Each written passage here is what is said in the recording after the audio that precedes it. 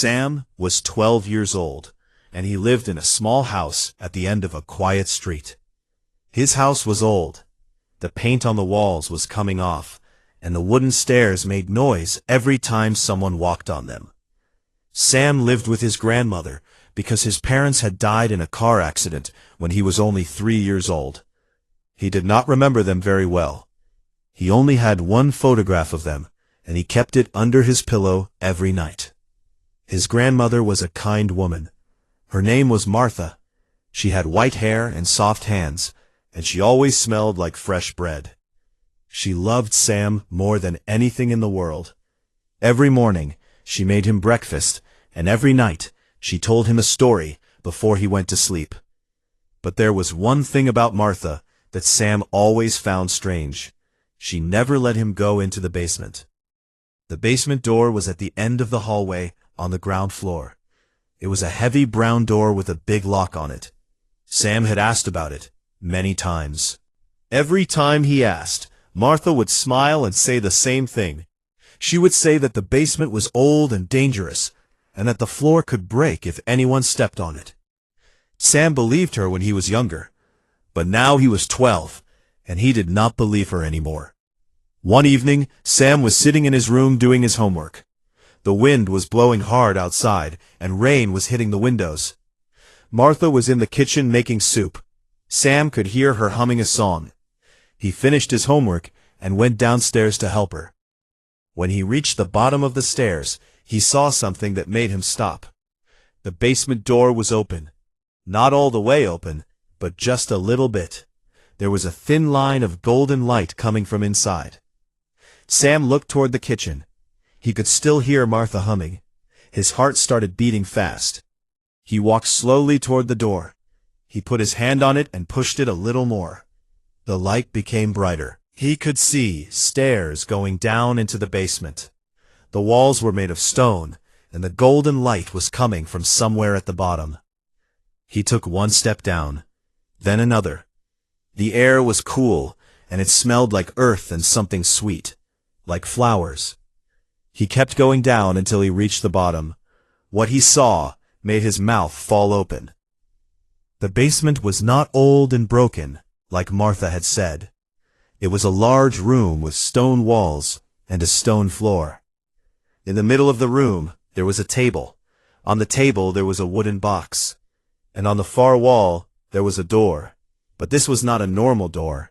It was made of some kind of dark metal, and it had strange symbols carved into it. The symbols were glowing with a soft golden light. That was where the light was coming from. Sam walked closer to the door. He could feel something. It was like the air was alive. It was warm, and it was moving around him, like a gentle wind. He reached out his hand to touch the door, but before he could, he heard a voice behind him. "Sam, no." He turned around. Martha was standing at the bottom of the stairs. Her face was white, and her eyes were wide. She was holding the edge of the wall like she was trying to hold herself up. Sam had never seen her look so scared. "Grandma, what is this place?" Sam asked.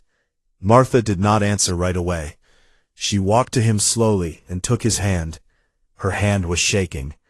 She led him to the table, and they both sat down on the old chairs next to it. Martha took a deep breath and looked at Sam for a long time. "I always knew this day would come," she said. "I just hoped it would come later."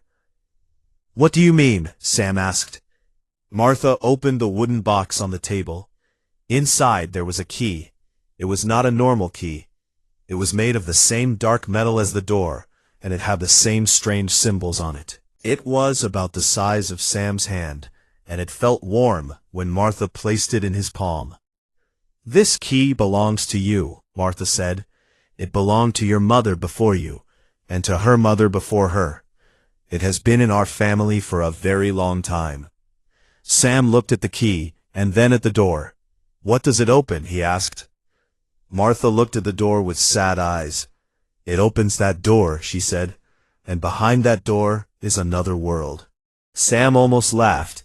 He thought she was joking, but when he looked at her face, he knew she was not joking. She was serious. more serious than he had ever seen her. "Another world," he said. "That is not possible." "I know it sounds crazy," Martha said, "but it is true. Your mother found the door when she was your age. She was brave, just like you. She went through the door many times. She helped the people on the other side. They needed her, and she never said no." "What people? What is on the other side?" His hand was holding the key so tightly that his fingers were turning white. Martha stood up and walked to the door. She put her hand on it, and the symbols glowed brighter. "On the other side, there is a land called Arath. It is beautiful, but it is in trouble. There is a darkness spreading across it.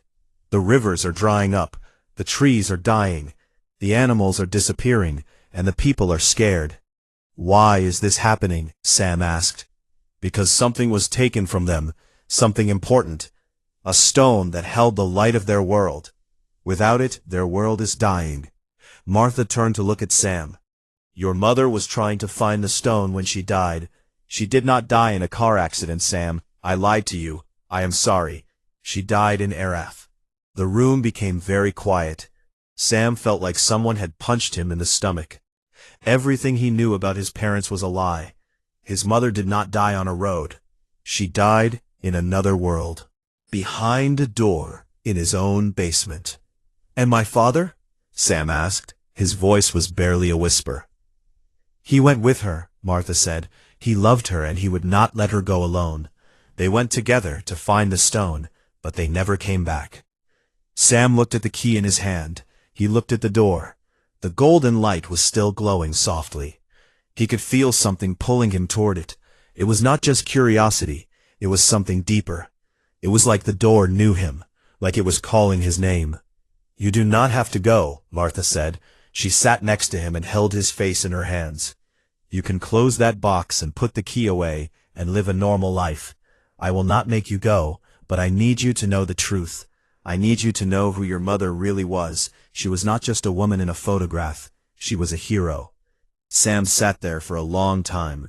The rain was still falling outside. He could hear it even from the basement. He thought about the photograph under his pillow. He thought about the world on the other side of the door. And he thought about the darkness that was killing it. He stood up. He held the key in his hand and he looked at Martha. His eyes were not scared. They were determined. "I am going," he said. Martha's eyes filled with tears. She nodded slowly. She hugged him and held him tight for a long time. Then she let go and stepped back. Sam walked to the door. He put the key into the lock. It fit perfectly. He turned it. There was a deep sound, like something old waking up after a long sleep. The symbols on the door glowed brighter and brighter, until the whole room was filled with golden light. Then the door opened. On the other side there was a path. It was made of white stones, and it led through a forest of tall trees with silver leaves. The air smelled like rain and honey. Sam took a deep breath. He looked back at Martha one more time. She smiled at him through her tears. Then Sam stepped through the door and into the world of Arath. The moment Sam stepped through the door, he felt everything change. The air was different. It was thicker and warmer, and it tasted like something sweet. The ground under his feet was solid, and the white stones of the path were smooth and cool. He looked behind him and saw the door standing there in the middle of the forest, like it was just a normal thing. Through it, he could still see the basement, but as he watched, the door slowly closed on its own. The golden light faded, and then it was gone. Sam was alone. He stood there for a moment, not moving. The forest around him was beautiful, but also strange. The trees were taller than any trees he had seen before. Their trunks were dark brown, almost black, and their leaves were silver. When the wind blew, the leaves made a sound like tiny bells ringing. The sky above was a deep purple color, like the sky just before the sun goes down, but there was no sun. Instead there were two moons. One was large and pale blue. The other was smaller and bright white. They hung in the sky together, giving everything a soft, cool light. Sam started walking along the path. He did not know where it was going, but it was the only way forward. The forest was quiet, except for the sound of the silver leaves and his own footsteps. He walked for what felt like a long time. His legs were getting tired, and he was starting to feel hungry. He had not eaten dinner before he came through the door. Then he heard something. It was a sound coming from somewhere to his left, away from the path. It sounded like someone crying. Sam stopped and listened. The sound came again. It was definitely crying. A small, soft voice. Sam left the path and walked into the trees. He pushed through bushes with silver and green leaves. He climbed over fallen branches. The crying got louder, and then he found her. It was a girl. She looked about his age, maybe a little younger. She was sitting on the ground with her back against a tree. She had dark brown skin and long black hair that was tied in a thick braid. Her clothes were simple, a brown shirt and brown pants made from a rough cloth. Her feet were bare and dirty. Her eyes were closed and tears were running down her face. "Hey," Sam said softly. "Are you okay?" The girl opened her eyes. They were the most unusual eyes Sam had ever seen. They were dark green, like the deep part of a forest. When she saw Sam, she jumped to her feet and stepped back. She looked scared. "Who are you?" she asked. Her voice was shaking. "Are you one of them? Are you a shadow walker?" "No," Sam said. He held up his hands to show he was not dangerous. "My name is Sam. I came from the other side of the door. I am not going to hurt you." The girl stared at him. Her eyes moved to his hand. She saw the key. He was still holding it. Her eyes went wide. "The key," she whispered. "You have the key of the gatekeeper. That means you are—" She stopped and covered her mouth with her hand. "You are the son of Lena." Sam felt a shock go through his body. "You knew my mother?" The girl shook her head.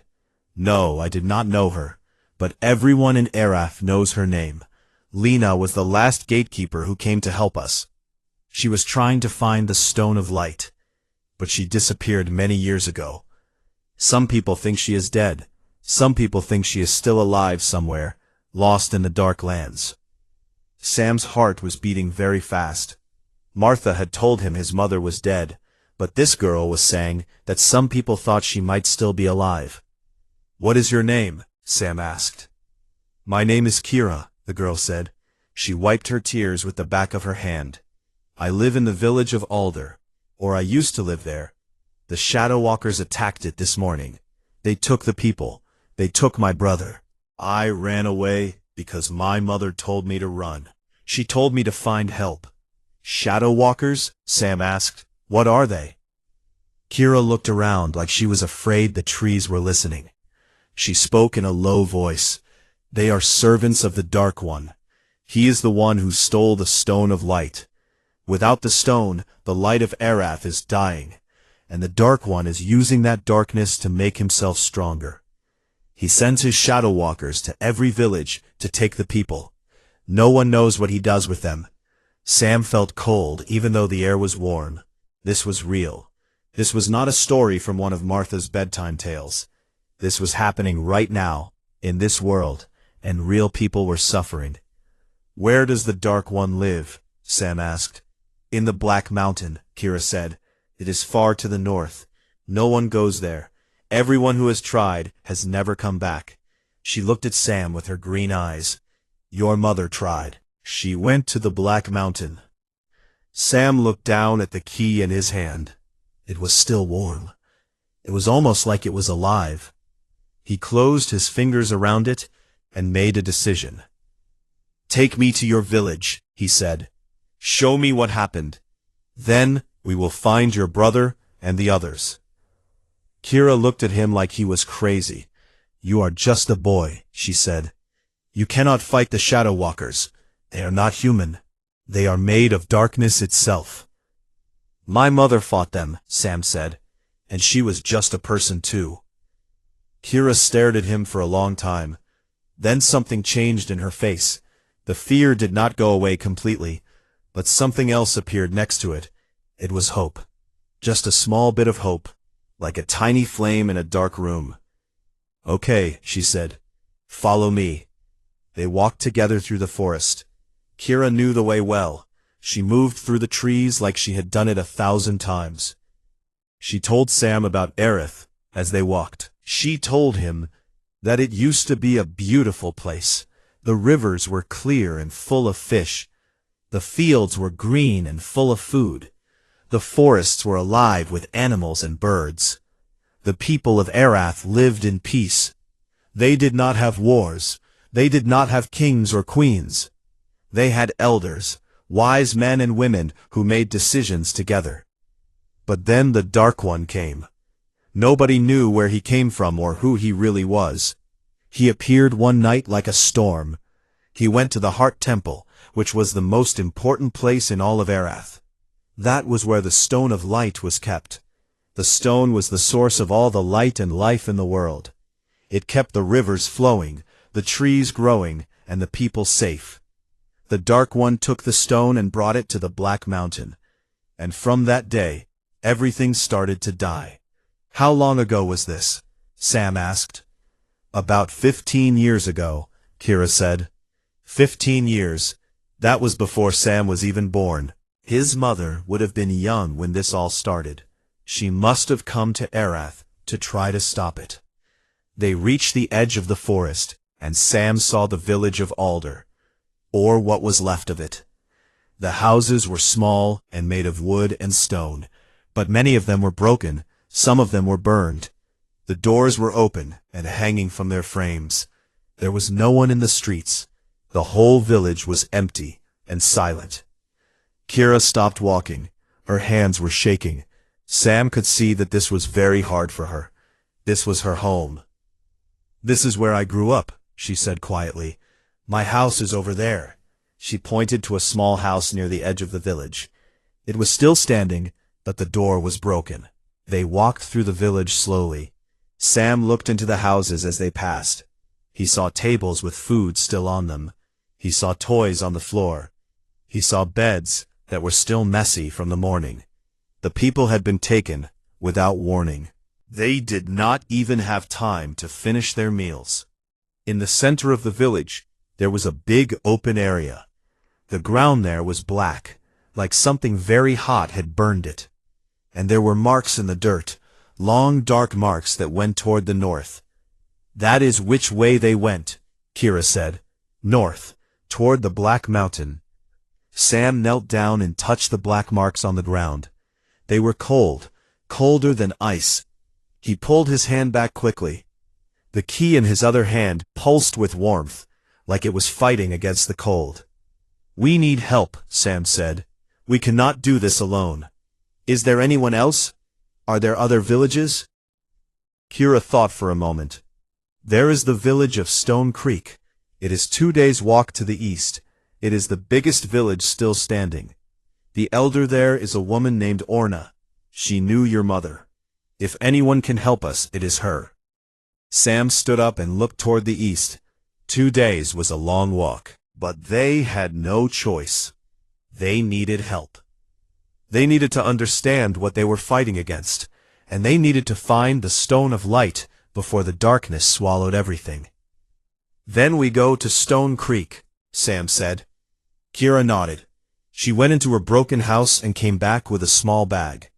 Inside she had some bread, a water bottle, and a short knife with a wooden handle. She handed Sam some of the bread, and they ate quickly while standing in the empty village. When they were done, they started walking east. The 2 moons above them moved slowly across the purple sky. The forest grew thicker around them, and somewhere far to the north, hidden behind dark clouds and tall mountains, the Dark One waited in his mountain of shadows, not knowing that a 12-year-old boy with a warm key in his hand was coming for him. Sam and Kira walked for 2 days through the forest. They slept under the trees at night and ate the bread that Kira had brought from her house. The bread was hard and dry, but Sam did not complain. He was too busy thinking about everything. He was thinking about his mother, about the stone of light, and about the darkness that was eating this world like a disease. On the second night, something happened that scared both of them. They were sitting by a small fire that Kira had made using dry sticks and a piece of flint from her bag. The fire was small, and it gave only a little light. The forest around them was very dark. The two moons were hidden behind thick clouds. Sam heard something. It was a low sound, like a whisper.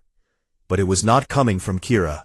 It was coming from the darkness between the trees. He grabbed Kira's arm and pointed. She heard it too. Her face went pale, and she quickly put out the fire with dirt. "Do not move," she whispered. "Do not make a sound." They sat there in the darkness, not breathing. The whispering got closer. Then Sam saw them. Shapes moving between the trees. They were tall and thin, and they were made of something dark, like black smoke that had taken the form of a person. They had no faces. They had no eyes. But Sam could feel them looking. He could feel their attention pass over him like cold water.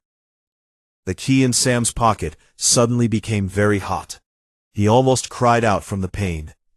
He pressed his hand against his pocket and held the key through the cloth. The heat was strong, but it was also doing something. The dark shapes moved past them without stopping. They did not see Sam and Kira. The key had somehow hidden them. They waited for a long time after the shapes were gone. Then Kira let out a long breath. It was still warm, but not as hot as before. He looked at it in the darkness. "I think the key protected us," he said. "It got very hot when they came close, and they walked right past us." Kira looked at the key with wide eyes. "The gatekeeper's key," she said. "It has power in it, light power. The shadow walkers are made of darkness. The light pushes them away." Sam put the key back in his pocket. He felt a little better knowing that he had something to protect them. But he also knew that the shadow walkers would not always be fooled. They would need more than a key to fight them. The next morning, they reached Stone Creek. It was a larger village than Alder. It was built near a river that still had some water in it, though the water was low and moving slowly. The houses were made of stone, and they were stronger than the wooden houses in Alder. There were people here, not many, but some. Sam could see men and women working in small fields near the river. Children were playing near the houses, but there was no joy in their faces. Everyone looked tired and scared. When Sam and Kira walked into the village, people stopped what they were doing and stared at them. A man with a long scar on his face walked toward them. He was big and strong, and he carried a wooden staff. "Who are you?" the man asked. He was looking at Sam with suspicion. "My name is Kira," Kira said. "I am from the village of Alder. The Shadow Walkers attacked our village. I am here to see Elder Orna." The man's hard face softened a little when he heard about Alder. "We heard about Alder," he said. "I am sorry. Follow me."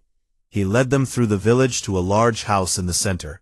The house was bigger than the others, and it had a round roof made of thick straw. The man knocked on the door, and a voice from inside said to come in. Inside, the house was warm and filled with the smell of herbs. There were shelves on every wall, covered with jars and bottles and old books. In the middle of the room, sitting in a wooden chair, was an old woman. She was very old, older than Martha. Her skin was dark and wrinkled, and her hair was completely white. But her eyes were sharp and clear. They were the color of honey. "Elder Orna," the man said. "These two have come from Alder." Orna looked at Kira first, then at Sam. When her eyes fell on Sam, something changed in her face. Her eyes went wide, and her hand gripped the arm of her chair. "Leave us," she said to the man. Her voice was strong, even though she was old. The man left and closed the door behind him. Orna stood up slowly and walked to Sam. She was shorter than him. She reached up and touched his face with her thin fingers. Her eyes were filling with tears. "You look just like her," Orna whispered. "You have her eyes. You have her chin. You are Lena's boy." "My name is Sam." Orna took his hands and held them tight. "I never thought I would see this day," she said. "I thought the line of the gatekeepers was broken. I thought the door was closed forever." She looked down and saw the key hanging from a string around Sam's neck. She touched it gently. "And you have the key. Then it is true. The door is open again." They sat down, and Sam told Orna everything. He told her about finding the basement, about Martha telling him the truth, about coming through the door, and about finding Kira in the forest. Kira told Orna about the attack on Alder, and about her brother being taken. Orna listened to everything without saying a word. When they finished, she was quiet for a long time. Then she spoke. "I knew your mother well," Orna said. "She first came to Arath when she was 16 years old. She was young and full of fire. She wanted to help us. She spent many years learning about our world, about the Stone of Light, and about the Dark One. She believed she could find the stone and bring it back." "What happened to her?" Sam asked. His voice was tight, because he was trying not to cry. Orna sighed. "She went to the Black Mountain with your father. They had a plan. They believed they knew where the Dark One kept the stone. But something went wrong. We do not know what happened inside the mountain. They never came back. Some of our scouts went to look for them, but none of them came back either." "So she might be alive?" Sam asked. "If no one saw her die, she might still be alive inside the mountain?"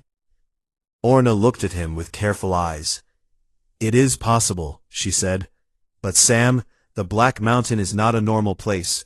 The Dark One has filled it with his power. Time works differently there. 15 years have passed here, but inside the mountain, it could be more or it could be less. We do not know." Sam felt something burning inside his chest. It was not sadness anymore. It was determination. If there was even a small chance that his parents were alive, he would find them, and he would find the Stone of Light at the same time. "I need to go to the Black Mountain," Sam said. Orna shook her head slowly. "You are brave, just like your mother, but you are not ready. The key has power, yes, but you do not know how to use it. Your mother trained for years before she went to the mountain. You have been in Arath for 2 days." "Then teach me," Sam said. "Teach me what you taught her." Orna looked at him for a long moment. Then she smiled. It was a small, sad smile, but there was warmth in it. "Very well," she said, "but you must listen carefully and do everything I say. The power of the key is not like a sword. You do not swing it. You must learn to let it flow through you." Over the next several days, Orna taught Sam about the key and its power. They practiced in a clearing outside the village every morning. Orna told Sam to hold the key and close his eyes.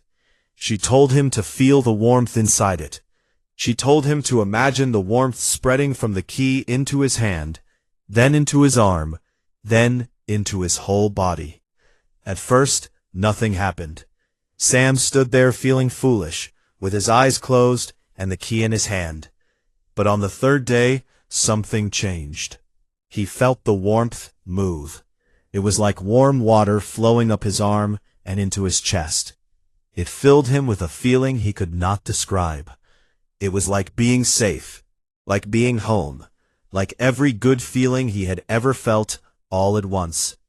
He opened his eyes and gasped. His hand was glowing. A soft golden light was coming from his skin, from his fingers, from the key. Kira, who was watching from the edge of the clearing, stood up with her mouth open.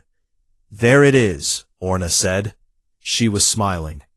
"The light remembers you. It knows your blood.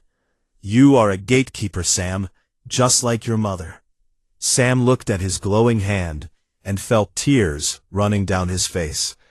But they were not tears of sadness. They were tears of something else. For the first time in his life, he felt like he understood who he was. He was not just a boy living in an old house with his grandmother. He was something more. He was part of something bigger. "Now," Orna said, and her voice became serious. "Let me tell you about the Black Mountain and what you will face inside it. Because the darkness there is stronger than anything you have ever felt, and it will try to break you." Sam wiped his eyes and stood up straight. He was ready to listen. He was ready to learn. And soon, he would be ready to go. Sam trained with Orna for 10 days. Every morning he woke up before the sun and went to the clearing. He practiced using the light of the key. He learned how to call it, how to hold it, and how to push it outward like a shield. By the 5th day, he could make the light so bright that it lit up the entire clearing like daylight. By the 8th day, he could throw small balls of light from his hands that would explode against the trees and leave warm golden marks on the bark. But Orna warned him that the light was not just a weapon. She said it was a part of him. She said that if he used too much of it at once, it would make him very weak. She said his mother had learned this the hard way once, when she used all her light to save a village, and then could not stand up for 3 days after. "A light comes from inside you," Orna told him. "The key opens the door to it, but the power is yours. Use it wisely, because when it runs out, you will need time to fill it up again." Sam also learned about the Black Mountain from Orna. She told him that the mountain was far to the north, past the dead forest and across the River of Shadows. She said the mountain was surrounded by a thick darkness, like a cloud that never moved. Inside the cloud, there was no light at all. Not from the moons, not from the stars, not from fire. The only light that could survive in that darkness was the light of a gatekeeper. She told him about the Dark One. Nobody knew his real name. Some people called him the Shadow King. He had been in the Black Mountain for 15 years, growing stronger every day. He fed on the Stone of Light, taking its energy and using it to create more Shadow Walkers. The longer he held the stone, the more powerful he became, and the weaker Arath became. "If the stone is not returned soon," Orna said, "Arath will die.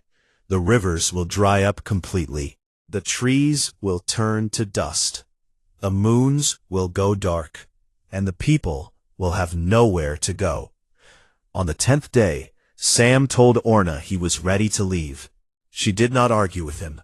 She could see it in his eyes. He was not the same boy who had stepped through the door 2 weeks ago. He was stronger. He was calmer. He knew what he had to do. Kira was coming with him. Sam had tried to tell her to stay in Stone Creek, where it was safe, but she refused. Her brother was in the Black Mountain. She was going to find him. Sam could see that nothing would change her mind, so he stopped trying. Orna gave them supplies for the journey. She gave them food wrapped in cloth, 2 water bottles, a map drawn on old leather, and a small glass jar filled with a silver liquid. She told Sam the liquid was called moon water. It could heal wounds and take away pain. She said to use it only when it was truly needed, because they only had a little. Before they left, Orna pulled Sam aside and told him something that he did not expect. "There is something I did not tell you," she said. She looked old and tired. "When your mother went to the Black Mountain, she carried something with her. It was a letter. She wrote it the night before she left, and she gave a copy to me. She told me to give it to her child if one ever came through the door." Orna took a folded piece of paper from inside her shirt and handed it to Sam. The paper was yellow and old. Sam unfolded it carefully. The handwriting was small and neat. He read it slowly. The letter said, "My dear child, if you are reading this, then I did not come back. I am sorry. I want you to know that I did not leave you by choice. I left because I had to. The people of Arath needed me, and I could not say no. That is what gatekeepers do. But please know that you were always in my heart. Every step I took for you. I hope you will understand one day. And I hope you will be braver than I was. All my love, your mother, Lena." Sam folded the letter and put it in his pocket next to the key. He did not say anything for a long time. Then he hugged Orna and thanked her for everything. Orna held him tight and whispered in his ear. "Come back to us," she said. "Come back." Sam and Kira left Stone Creek that morning and walked north. The land changed as they moved. The trees became darker. The silver leaves were gone, replaced by brown and black ones that hung from the branches like dead hands. The ground became rocky and dry. The air grew colder. There were no birds, there were no animals. The world was becoming quieter with every step. On the second day, they reached the dead forest. It was exactly what it sounded like. Every tree was dead. They stood like tall gray bones sticking out of the ground. There were no leaves, no grass, no moss. Just dry, cracked earth and dead wood as far as they could see. The sky above the dead forest was darker than the rest of Arath. The purple color was almost black. They walked through the dead forest carefully. The ground was uneven, and there were deep cracks that could swallow a foot if they were not careful. Sam held the key in his hand and let a small amount of light flow through his skin. It was just enough to see the ground clearly. Then Kira stopped. She grabbed Sam's arm and pointed ahead. There was something on the ground. They walked closer and saw what it was. It was a camp, an old camp. There were the remains of a small fire, long dead. There were 2 bags made of leather, cracked and falling apart from age. And there was something else, a jacket. It was a woman's jacket, made of a dark green material. It was torn and dirty, but Sam recognized it. He recognized it because he had seen it in the photograph under his pillow. "This was my mother's," he said. He picked up the jacket and held it. It smelled like dust and time. But underneath that, there was something else. A faint smell of flowers. The same smell he had noticed when he first came through the door. "They camped here," Kira said quietly. "This is where they stopped before going to the mountain." Sam looked through the bags. Inside one he found a small book. It was a journal. His mother's journal. The pages were stiff, and some of the ink had faded, but he could still read most of it. He flipped to the last entry. It said, "We can see the Black Mountain from here. The darkness around it is thick. David says we should go at dawn. I told him there is no dawn here. We both laughed. It felt good to laugh. I am scared. I will not lie. But I am also ready. The stone is in the deepest part of the mountain, in a chamber called the Heart of Shadows. That is where we must go. If we do not come back, I hope someone finds this journal. I hope they know the way. Go to the Heart of Shadows. That is where the stone waits." Sam closed the journal and put it in his bag. His mother had left him a map inside her words. The Heart of Shadows. That was where the stone was, and that was where he was going. They continued walking north. The dead forest ended, and the River of Shadows appeared before them. It was not like any river Sam had ever seen. The water was black, and it moved slowly, like thick oil. It made no sound. The surface was smooth and dark, and Sam could see nothing below it. The river was wide, at least 50 steps from one side to the other. "How do we cross?" Sam asked. Kira looked along the riverbank, in both directions. "There," she said, pointing to the left. It was made of stone, and it was old. Very old. Parts of it were cracked, and some pieces were missing. But it was still standing. They walked to the bridge, and Sam tested the first stone with his foot. It held. They crossed slowly, one step at a time. Sam kept his eyes on the bridge and not on the water below. But halfway across, he made the mistake of looking down. There were faces in the water. Not real faces, but shadows of faces. They were looking up at him with empty eyes and open mouths. They were the faces of people, hundreds of people, maybe thousands, and they were all reaching up toward him. "Do not look at them," Kira said sharply. She grabbed his hand and pulled him forward. "They are echoes. They are the shadows of people the Dark One has taken. If you look too long, they will pull you in." Sam looked away, and kept walking. His heart was pounding so hard he could hear it in his ears. They reached the other side of the bridge and stepped onto solid ground. And there it was, the Black Mountain. It stood before them like a giant made of stone. It was taller than anything Sam had ever seen. The top of it disappeared into the dark clouds above. The darkness around it was so thick that it looked like the mountain was wearing a cloak of shadows.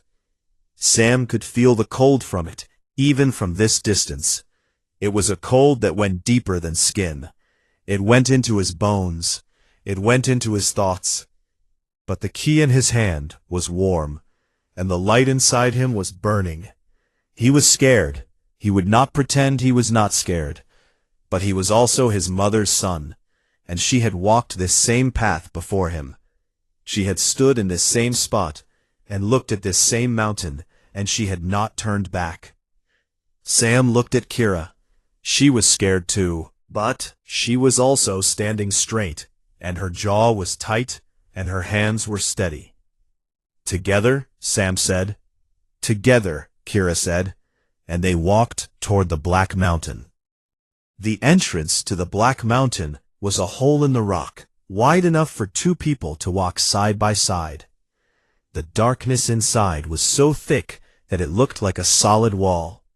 Sam held up his hand and called the light.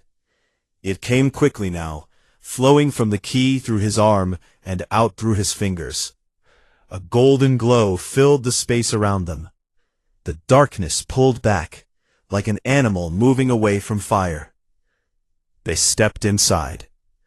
The tunnel was cold and wet. Water dripped from the ceiling, and the walls were covered in something dark and sticky. The ground sloped downward, and they walked deeper and deeper into the mountain. The air smelled wrong. It smelled like something burning, like metal and ash. Sam kept the light strong and steady, but he could feel the darkness pushing against it from all sides. It was not just an absence of light. It was alive. It was hungry, and it wanted to swallow them whole. The tunnel twisted and turned. Sometimes it split into two paths, and Sam had to choose which way to go. He let the key guide him. When he held it up, it pulled gently toward one direction, like a compass pointing north. He followed it every time. Then they heard sounds, not whispers this time, but voices, real voices. They were coming from somewhere below them. Sam and Kira moved faster. The tunnel opened into a wide cave, and inside the cave, Sam saw the people. There were hundreds of them, men, women, children. They were sitting on the cold stone floor, huddled together in groups. Their eyes were empty and tired. They looked like they had not eaten well in a long time. Shadow walkers stood at the edges of the cave, watching them like guards. The dark shapes moved back and forth slowly, their smoky forms shifting in the air. Kira grabbed Sam's arm. "There," she whispered. She pointed to a group near the far wall. Among them was a boy, about 10 years old, with the same dark skin and black hair as Kira. He was thin and pale, and he was holding onto an older woman's arm. "That is my brother," Kira said. Her voice broke. "That is Finn." Sam looked at the shadow walkers. There were at least 20 of them. He could not fight them all, not yet. They needed to get past them and free the people first. "Wait here," Sam whispered to Kira. He took the key off the string around his neck and held it tight in his fist. He closed his eyes and reached deep inside himself to the place where the light lived. He felt it there, warm and bright, like a small sun in his chest. He pulled on it. He pulled hard. The light exploded from him. It was not like the gentle glow he had practiced in the clearing. It was like a wave of pure golden light that crashed outward in every direction. It hit the shadow walkers, and they screamed. It was a terrible sound, high and sharp, like glass breaking. The light burned through their dark forms, and they fell apart, turning into black smoke that faded into nothing. In seconds, all 20 shadow walkers were gone. Sam dropped to one knee. Orna had warned him about this. The light had taken a lot out of him. He felt dizzy and weak. His hands were shaking and his vision was blurry. But the people were free. The Shadow Walkers were gone. Kira ran to her brother. Finn saw her, and his empty eyes suddenly came alive. He called her name and ran to her. They held each other and cried. The other people stood up slowly, looking around like they could not believe what had just happened. Sam stood up and took a breath. He was not done yet. The people were free, but the stone was still somewhere deeper in the mountain, and the Dark One was still here. Kira, Sam said, take the people out. Follow the tunnel back the way we came. The light I released will keep the path clear for a while. Get everyone out. Kira looked at him with wide eyes. What about you? Sam said, I am going deeper. I have to find the Heart of Shadows. I have to find the stone. You cannot go alone, Kira said. I have to, Sam said. If I do not come back, take the people to Stone Creek. Tell Orna what happened. Kira wanted to argue. He could see it in her face, but she also knew he was right. Someone had to lead the people out, and someone had to go after the stone. She nodded slowly. Be careful, she said. Sam smiled. Then he turned and walked deeper into the mountain. The tunnel went down and down. The darkness got thicker. Sam's light was weaker now, because he had used so much of it in the cave. He kept just enough to see the path ahead. The key in his hand was pulling him forward, stronger now, like he could feel the stone nearby. Finally, the tunnel opened into a chamber. It was the biggest room Sam had ever seen. The ceiling was so high it disappeared into darkness. The walls were covered in those same strange symbols that were on the door in his basement. They were not glowing here. They were dark and dead. In the center of the chamber, on a tall pillar of black stone, sat the Stone of Light. It was smaller than Sam expected. It was about the size of a fist, round and smooth. But even though it was surrounded by darkness, it still had a faint glow inside it. A tiny flicker of light, like a candle almost blown out. It was dying, but it was not dead yet. And standing next to the pillar was the Dark One.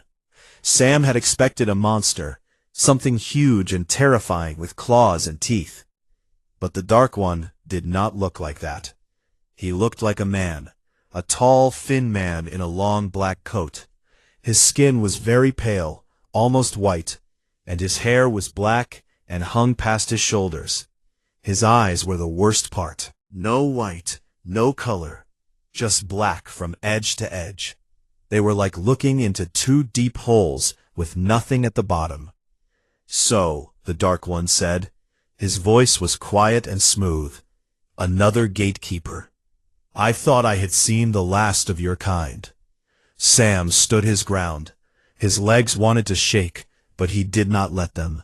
Give back the stone, he said. It does not belong to you. The Dark One smiled. It was a cold smile with no warmth in it. The stone belongs to whoever is strong enough to hold it. Your mother learned that lesson. Would you like to see her? He raised his hand, and the darkness shifted, and there, against the far wall of the chamber, Sam saw them. Two people, held against the wall by bands of shadow, wrapped around their arms and legs. A woman and a man. They were alive, but their eyes were closed, and they were very still, like they were sleeping. Sam's heart nearly stopped. It was them, his mother and his father. 15 years they had been here, held by the darkness, kept alive but not awake. His mother's face was the same as in the photograph. She had not aged a single day. 15 years I have kept them, the Dark One said. Their light was strong, too strong to kill, so I kept them. I feed on their light, little by little, day by day. It makes me stronger. And now you have brought me more light to feed on. The Dark One raised both hands, and a wave of darkness shot toward Sam. It hit him like a wall of ice. He flew backward and hit the stone floor hard. The breath left his body. The darkness wrapped around him, cold and heavy, pressing down on his chest. He could not breathe. He could not move. He could feel the darkness trying to get inside him, trying to reach the light and put it out. Sam closed his eyes. He thought about Martha in the kitchen making soup. He thought about Kira's face when she found her brother. He thought about the letter in his pocket. He thought about his mother's words. "We carry the light for those who have none." The light inside him was small. He had used most of it in the cave, but it was still there. It was like a tiny flame. And Sam knew that even the tiniest flame can push back the darkest night. He did not need a big wave of light this time. He needed something small, something focused, something aimed not at the dark one, but at the stone of light on the pillar. Sam reached out his hand toward the stone. He pushed every last drop of light out of himself and into a thin beam that shot from his finger like a golden arrow. It flew across the chamber and hit the stone of light. The stone exploded with light. It was brighter than anything Sam had ever seen, brighter than the sun, brighter than 1,000 suns. The entire chamber was filled with golden light, so strong that it went through the walls, through the mountain, through the darkness. The Dark One screamed. His pale skin cracked like glass, and darkness poured out of him. He fell to his knees, then to the ground. The shadows around him were burning away, turning to nothing in the light. The bands of shadow holding Sam's parents broke apart. They fell to the ground. The bands holding the symbols on the walls came alive and started glowing gold again. Sam lay on the ground, too weak to stand. His vision was fading. He had given everything he had, every last bit of light. He could feel himself slipping away, like falling into a warm bath. Then he felt a hand on his face, soft and warm. He opened his eyes. A woman was looking down at him. She had his eyes. She had his chin. She was crying and smiling at the same time. "My boy," his mother said. "My brave, brave boy." Sam smiled. Then everything went dark. When he woke up, he was outside. The sky was different. It was not purple anymore. It was blue. A beautiful, clear, bright blue. And there was a sun. A real sun. Golden and warm. Hanging in the sky, like it had always been there. The silver trees had green and gold leaves now. Birds were singing. A river nearby was running fast and clear. Sam was lying on soft grass. Kira was sitting next to him, and next to her was Finn. His mother was holding his hand. His father, a tall man with kind brown eyes and a gentle face, was sitting on his other side. Orna was there too, standing with her hands on her walking stick, and tears running down her wrinkled cheeks. "What happened?" Sam asked. His voice was weak. "You saved us," his mother said. "You woke the stone, and the stone healed the world." Sam looked around. The people from the cave were there, sitting in the grass, eating, drinking, holding each other. The dead forest behind them was not dead anymore. Green leaves were already growing from the branches. "The Dark One?" Sam asked. "Gone," his mother said. "The light destroyed him. He was nothing without the darkness. And the darkness was nothing without the stone." Sam lay back in the grass and looked at the blue sky. He had done it. He had found the stone. He had saved his parents. He had saved Arath. And he was only 12 years old. Later that day, Sam sat with his mother and father by the river. They told him everything. They told him about the years they spent in Arath before he was born. They told him about the people they had helped and the places they had seen. And they told him how much they had missed him, even though they had been asleep in the darkness. They said they had dreamed of him, every single day. When the sun began to set over Arath for the first time in 15 years, painting the sky with colors of orange and pink and gold, Sam reached into his pocket and took out the key. It was cool now. Not warm, Not hot, just cool and smooth in his hand.